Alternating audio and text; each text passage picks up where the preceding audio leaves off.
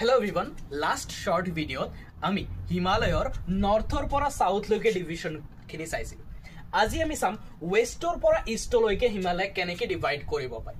চাও হিমালয়ৰ starting almost Indas নদী জৰ আছে তাৰে পৰা হয় আৰু একদম ইষ্টাৰ্ণ বৰ্ডাৰ টু ব্ৰহ্মপুত্ৰ নদীলৈকে স্প্ৰেড হৈ আছে আৰু তাৰে মাজত চাৰিটা ভাগত এই হিমালয়ক ভাগ কৰিব পাৰি।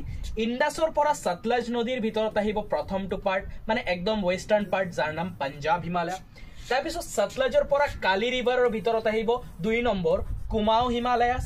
কালি ৰিভাৰৰ পৰা তিস্তা ৰিভাৰলৈকে আহিব 3 নম্বৰ পাৰ্ট যাৰ নাম নেপাল হিমালয়াছ আৰু এই তিস্তা ৰিভাৰৰ পৰা ব্ৰহ্মপুত্ৰলৈকে আহিব একদম eastern most part of the Himalayas যাৰ নাম আসাম হিমালয়াছ। এনেকে ওয়েষ্টৰ পৰা ইষ্টলৈ 1 2 3 4 অৰ্থাৎ পাঞ্জাব কুমাও নেপাল আৰু আসাম হিমালয় হিচাপে আমি হিমালয়সমূহক বিভাজন কৰিব পাৰি।